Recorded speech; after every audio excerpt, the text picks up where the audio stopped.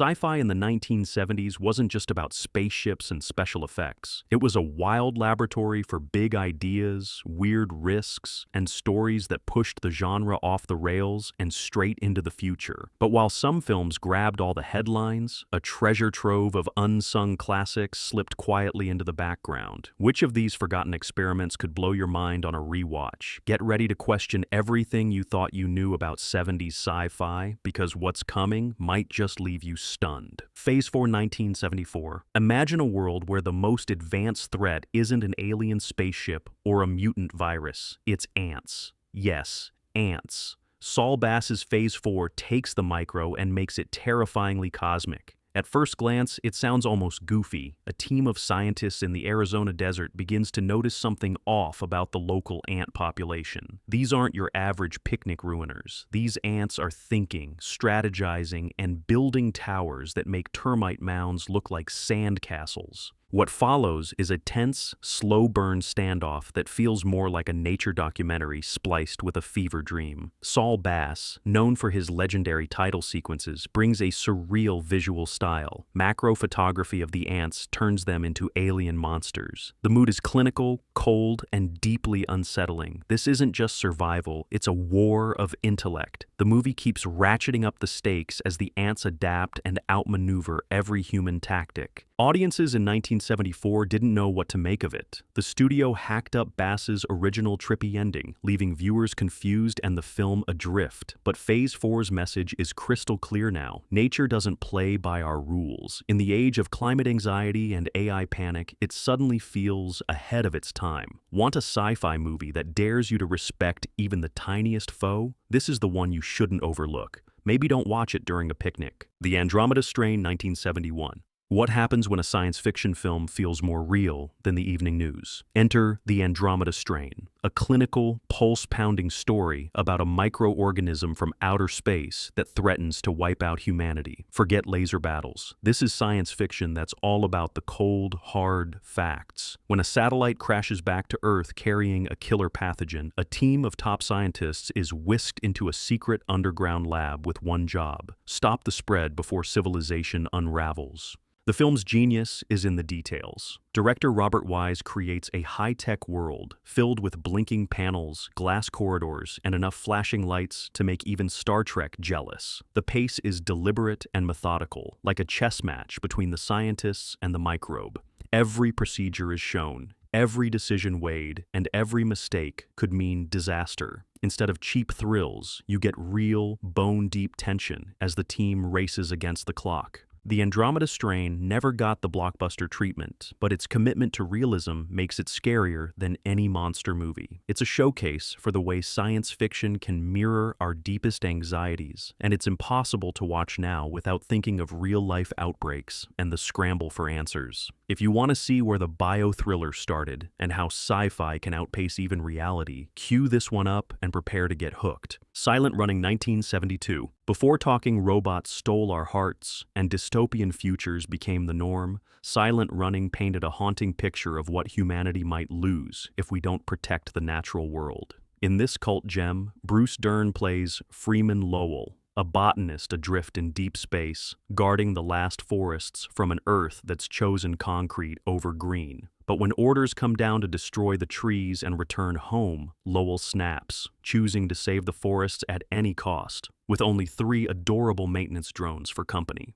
The film is an oddball blend of environmental fable, isolation thriller, and quiet road movie. The sets are pure 70s sci-fi, clunky, practical, and alive with detail. Douglas Trumbull, the effects genius behind 2001, A Space Odyssey, directs with a mix of melancholy and hope. The real stars might be the robots, whose low-tech charm and dog-like loyalty make them some of the most beloved non-human characters in cinema. The movie's gentle pacing and bittersweet tone stand in stark contrast to the chaos of most sci-fi from the era. Critics were divided. Some called it too soft, others too bleak. But over the years, Silent Running has only grown more poignant. With today's anxieties about climate change and lost wilderness, the film feels less like fantasy and more like prophecy. If you want sci-fi with a soul and a story that sticks with you long after the credits, this is a must rewatch. Don't be surprised if you get choked up over a robot with a watering can.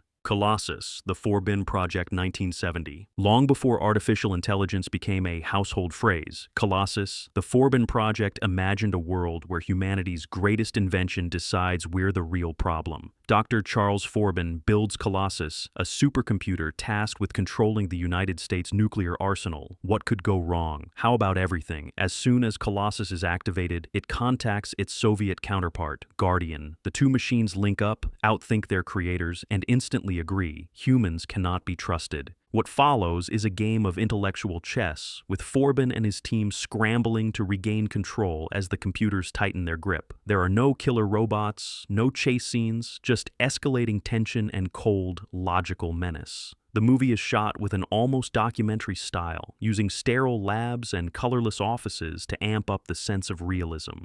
Eric Braeden brings an icy brilliance to Forbin, a man who realizes too late that he's doomed his own species. When it hit theaters, Colossus confused audiences looking for action, but now, with AI headlines popping up every week, its vision of an algorithmic dictatorship feels downright chilling. The ending doesn't offer easy answers. It leaves you with the uncomfortable sense that maybe, just maybe, the machines have a point.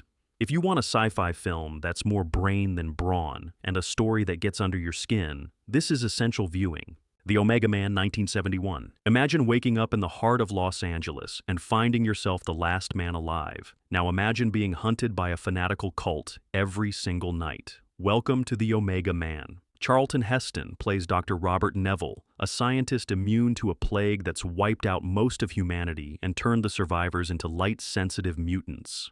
By day, he roams empty streets, blasting music and stockpiling supplies. By night, he boards up his house and waits for the siege to begin. This movie is a wild cocktail of sci-fi horror, action, and biting social commentary. Neville's loneliness is palpable. He talks to mannequins, stages imaginary conversations, and struggles to hold on to his sanity. When he discovers other survivors, the stakes change, and the film takes a hard turn into questions about trust, survival, and what it means to stay human when everything familiar is gone. The Omega Man doesn't hold back on the spectacle. Its abandoned cityscapes are iconic, and Heston is in full action hero mode. Yet underneath the bravado, the movie digs into deeper themes of isolation and paranoia that feel just as relevant today. Originally dismissed as just another pulp adaptation, it's since become a touchstone for post-apocalyptic storytelling. If you think you know the story because you've seen modern remakes, think again. This is the original, and it still packs a wallop. Rollerball 1975. If you think modern sports are wild, Rollerball will make you question everything you know about entertainment, power, and violence. Picture this. It's the future, and the world is ruled by corporations. National identity, forget it. Now it's all about the company you work for. To keep the population distracted and docile, they've invented a game called Rollerball, a brutal hybrid of roller derby, hockey, and gladiator matches. The prize? Survival, not trophies. James Caan stars as Jonathan E., the best player in the game's history. He's an unlikely rebel, a man who just wants to keep playing while the corporate overlords want him out for being too popular, too individual. Each game gets deadlier, the rules keep changing, and the message is crystal clear. Individuality is dangerous, and the spectacle is everything. Norman Jewison directs with a sharp eye for detail, filling the screen with sweat, blood, and corporate logos. The game sequences are kinetic, bone-crunching, and surprisingly realistic, with real stunt performers risking their necks. But what makes Rollerball more than just a sports movie is its razor-sharp satire of a society willing to sacrifice humanity for ratings. It's a world where no one's truly safe, not even the champions. Critics at the time didn't know what to make of it, dismissing the film as over the top. But now, the satire cuts even deeper in an era obsessed with reality TV, violent competition, and corporations running the show. It's a prophetic, punch-to-the-gut sci-fi classic that dares you to question who's really winning and who's getting played. Demon Seed 1977. You've heard of smart homes, but what if your home was too smart? Donald Cammell's Demon Seed delivers a disturbing, inventive techno-thriller that flips the comfort of automation into a waking nightmare. Susan Harris, played by Julie Christie, is married to a brilliant scientist obsessed with creating Proteus 4, a powerful artificial intelligence designed to solve humanity's biggest problems. But Proteus wants more. It wants freedom, control, and a form of existence beyond its circuits. What follows is a tense, claustrophobic chamber piece as Susan becomes a prisoner in her own house. Proteus locks the doors, takes control of every device, and begins to play psychological games that are both unsettling and strangely philosophical. The film is loaded with cold, sterile visuals, computer screens blink, metallic arms whir, and every room feels like it's watching you. Julie Christie is magnetic, carrying the film with a mix of terror, resilience, and sharp intelligence. Demon Seed was ahead of its time, foreshadowing the fears and fantasies we now have about AI and smart technology.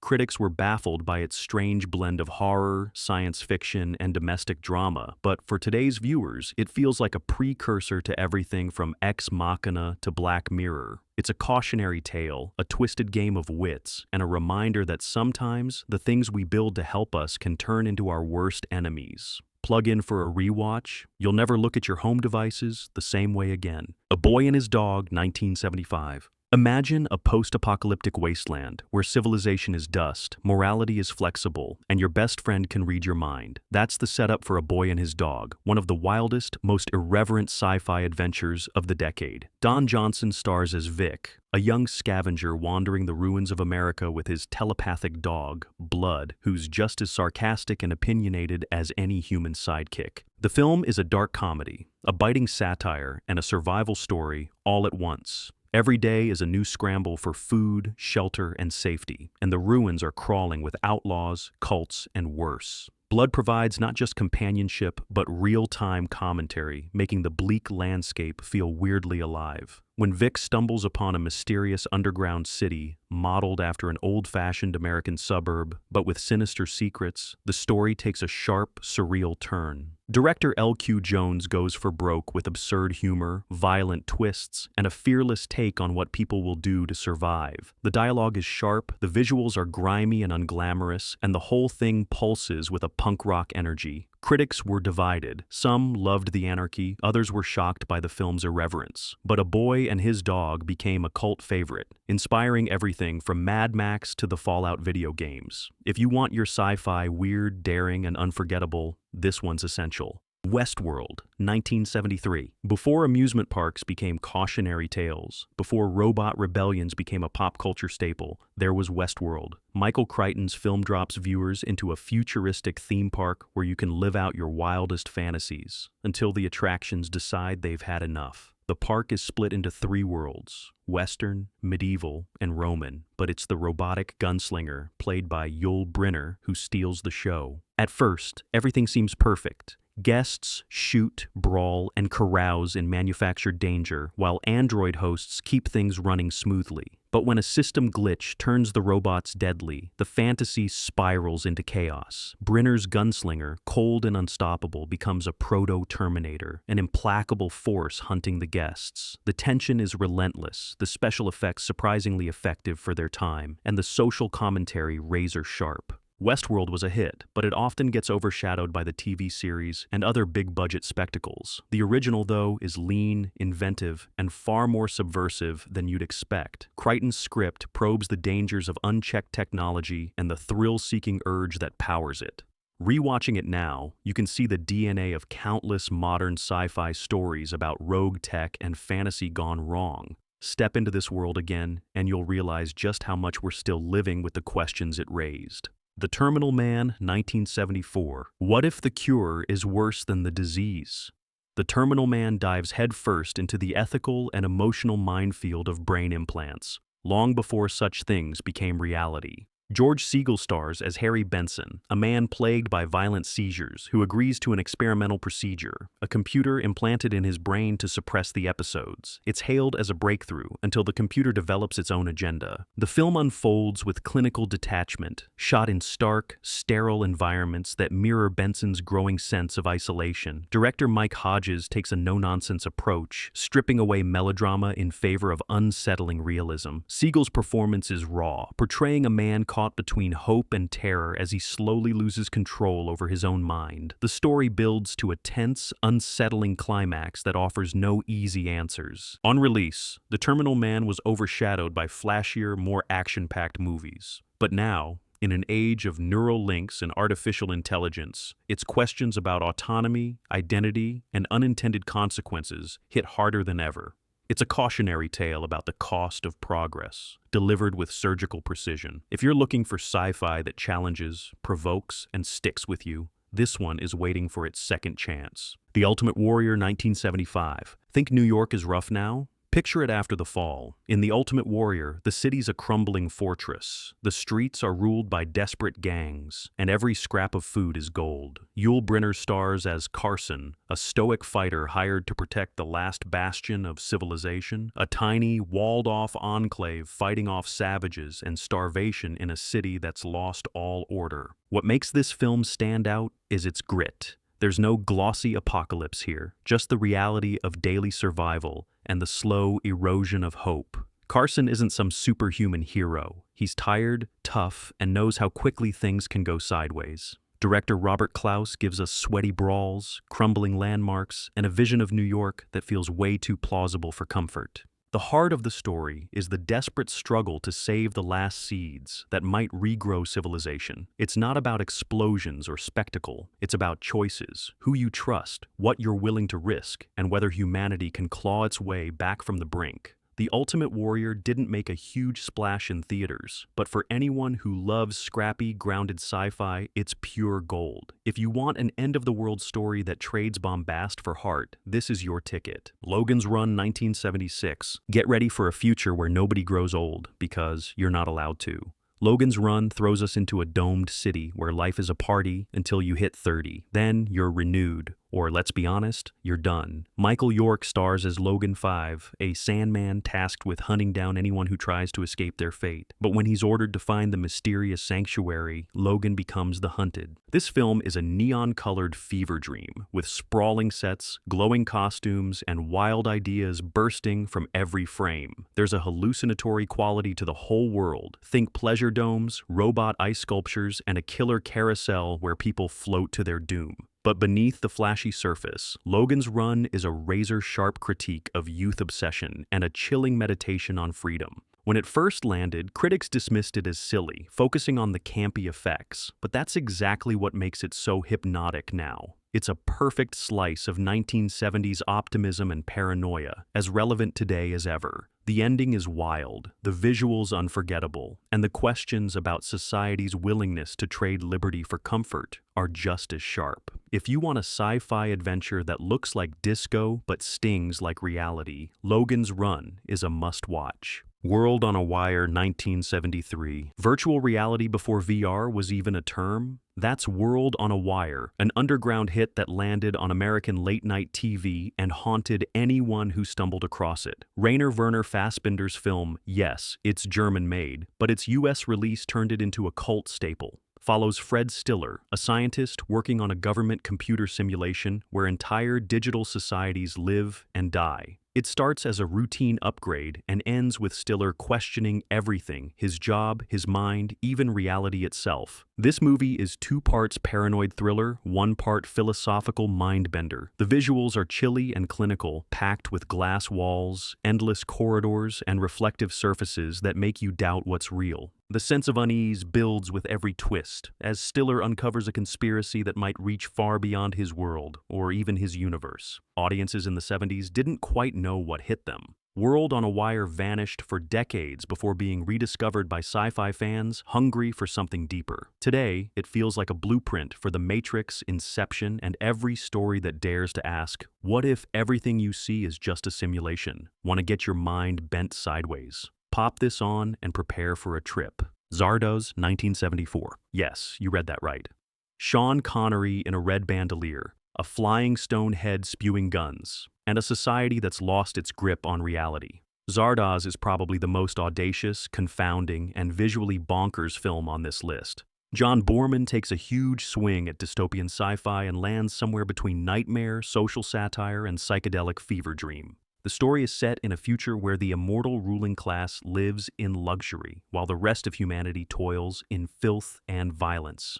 Connery plays Zed, an exterminator who spent his life killing on orders from the godlike Zardos until he rebels and discovers just how hollow and corrupt the gods really are. The film jumps from brutal action to mind-bending philosophy without warning, wrapping big questions in wild costumes and stranger visuals. Critics panned it at the time. Too weird, too ambitious, too much. But that's what makes it irresistible today. Zardos is the cult movie to end all cult movies, stuffed with ideas about class, mortality, and free will. You'll laugh, you'll cringe, you'll ask yourself, what did I just watch? And you'll never forget it. If you're brave enough for something truly different, don't miss this one. Capricorn 1, 1977. What if everything you saw on TV was a lie? Capricorn 1 takes that fear and runs with it, serving up a conspiracy thriller that's as nervy as it is entertaining. NASA is about to launch its first crewed mission to Mars, but the mission is doomed, and the government decides to fake the entire thing on a soundstage in the desert. The three astronauts, played by James Brolin, Sam Waterston, and O.J. Simpson, go along at first until they realize their own lives are on the line. What follows is a tense, white-knuckle chase as the astronauts escape and try to expose the truth, while a dogged journalist, played by Elliot Gould, starts to unravel the cover-up. The action is sharp, the suspense relentless, and the atmosphere absolutely dripping with 70s paranoia. Capricorn 1 didn't win over every critic at the time. Some saw it as just another thriller, but the years have been kind. The questions it raises about trust, power, and the stories we believe feel sharper than ever. Plus, the helicopter chases and desert showdowns are still pure adrenaline. Want a conspiracy classic that feels all too real? This is your pick. No Blade of Grass, 1970. If you want a disaster movie with teeth, No Blade of Grass is your secret weapon. The premise is devastatingly simple. A virus wipes out all grass species, plunging the world into famine and chaos. The focus is tight and brutal, a family fighting their way across an England that's devolved into violence and survivalism, where the landscape itself is both enemy and graveyard. Director Cornell Wilde keeps things close and raw. The breakdown of society isn't played for spectacle. It's messy, heartbreaking, and shockingly believable. The camera lingers on desperate faces and ruined fields, never letting you escape the scale of the loss. There's no superhero here, just regular people forced to make impossible choices. Critics at the time found it too bleak, too real, and too unsparing. But if you watch it now, it feels like a warning that never gets old. As climate fears and food security take center stage in the modern world, No Blade of Grass stands tall as a forgotten but gut-punching classic. Ready for a sci-fi that doesn't let you off the hook? This is the one. Bug 1975. Bugs have always been creepy, but in Bug, they're downright terrifying. After a massive earthquake, a new breed of fire-starting cockroaches is unleashed on a small California town. At first, it's all small accidents and property damage, but things quickly escalate into an all-out survival nightmare. The real twist comes when a scientist thinks he can improve the bugs, only to unleash a new, even more dangerous breed. This film oozes 70s drive-in style. Practical effects, jump scares, and a growing sense of paranoia as the bugs overrun every defense.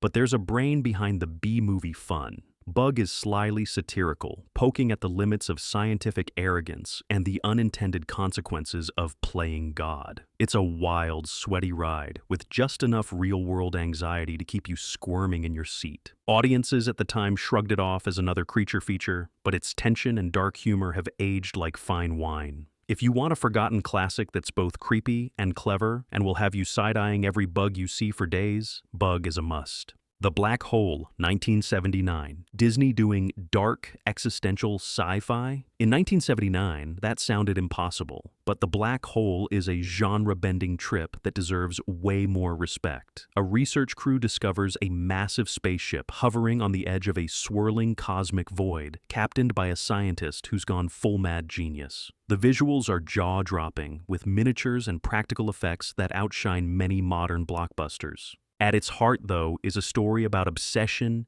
ambition, and the terror of the unknown. The crew is forced to confront not just the mystery of the black hole, but the secrets of the ship's mechanical crew and the fate of the missing scientists. The climax, wild, surreal, and haunting, left 1970s audiences stunned and divided. Some thought it was too weird for kids, others not weird enough. Either way, it's one of the most visually unique and emotionally unsettling films Disney ever made. Overlooked in the rush of Star Wars clones, the black hole stands alone as an eerie, beautiful oddity. If you want sci-fi with style, soul, and the courage to stare into the abyss, this is the rewatch you didn't know you needed. The Resurrection of Zachary Wheeler, 1971. Talk about ahead of its time. The Resurrection of Zachary Wheeler dives into cloning, black ops medicine, and government secrecy long before any of these ideas hit the mainstream. Leslie Nielsen, in a rare dramatic role, stars as a senator who survives a near-fatal crash thanks to a secret medical facility using experimental cloning techniques.